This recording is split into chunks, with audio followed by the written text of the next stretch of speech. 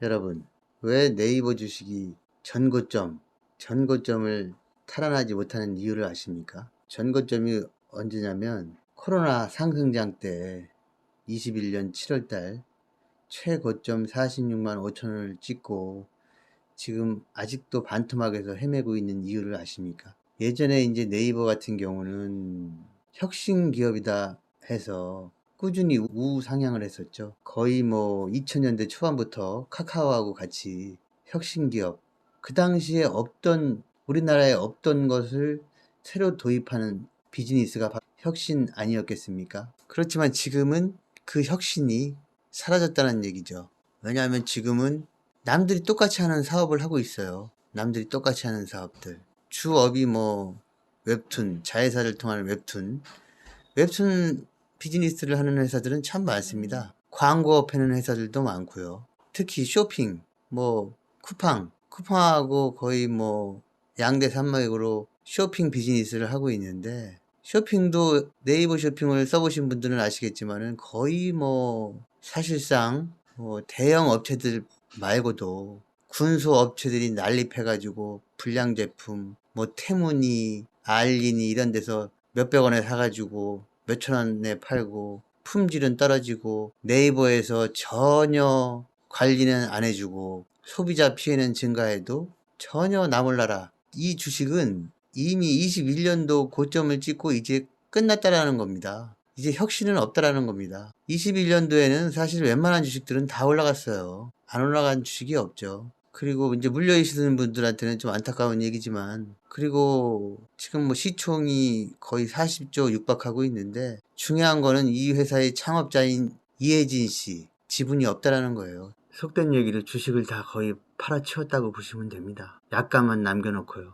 회사에 대주주가 없다라는 겁니다. 이제는 일반 경영인 체제로 가고 있기 때문에, 물론 전문 경영인 체제로 가다 보면은 안정성 같은 건 있을 수 있어요. 그렇지만 혁신성은 떨어집니다. 창업자가 거의 손을 띈 회사는 다시 혁신을 만들기에는 쉽지 않다는 거죠. 카카오의 예를 봐도 알 수 있습니다. 카카오 보세요. 이제는 혁신이 없지 않습니까? 이번에 카카오 사태, 뭐 카톡 개편 사태도 말이 많고 탈이 많았었잖아요. 혁신이 없어요. 이제는 자기 자본, 돈이 많기 때문에 이제는 그것을 재투자를 해서 혁신을 이루어낼 생각은 하지 않고, 업계에 잘 돼 있는 회사들을 인수하는 데만 회사가, 기존에 잘 돼 있는 산업들 그냥 그대로 인수하는 거, 이거는 뭐 어떤 회사도 다 할 수 있습니다. 대기업 집단이 되니까 이제 더 이상 혁신이 없다. 예전에 없던 산업을 발굴해서 혁신을 일궈낸 기업이 더 이상 이제 그런 짓은 하지 않는다라는 거죠. 이제 안정성으로만 간다라는 거죠. 그리고 이미 창업자인 이혜진 씨는 지분이 없습니다. 이제 발언권이 없어요. 이제는 그냥 일반 경영인들이 유지를 해나가는 그런 상황이에요. 그렇기 때문에 네이버 주식이 다시 46만 5천 원 전고점을 탈환하기는 쉽지 않습니다.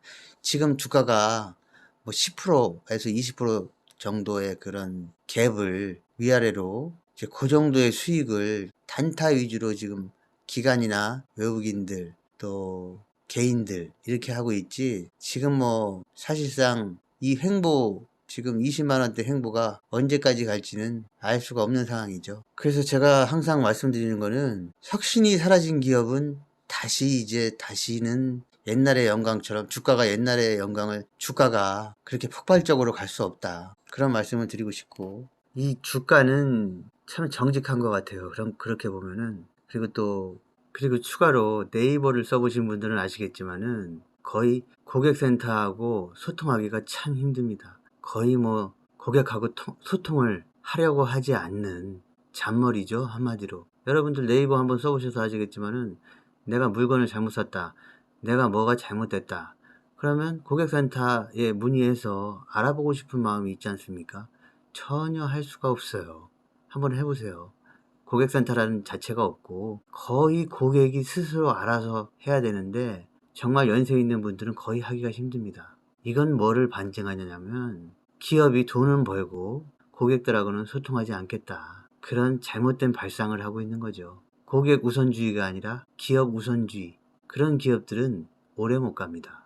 고객을 우선으로 하지 않는 기업들은 주 수입원인 고객을 우선시하지 않으면 어떻게 기업이 운영이 가능하겠습니까? 그래서 이런 네이버 같은 기업들은 참 우리가 공부하기 쉬워요. 왜냐하면 이 사람들은 B2C, B2B도 하지만 B2C를 많이 하는 기업이기 때문에 이 기업에 대한 우리가 더 쉽게 공부를 할 수 있는 이유이기도 하겠지요.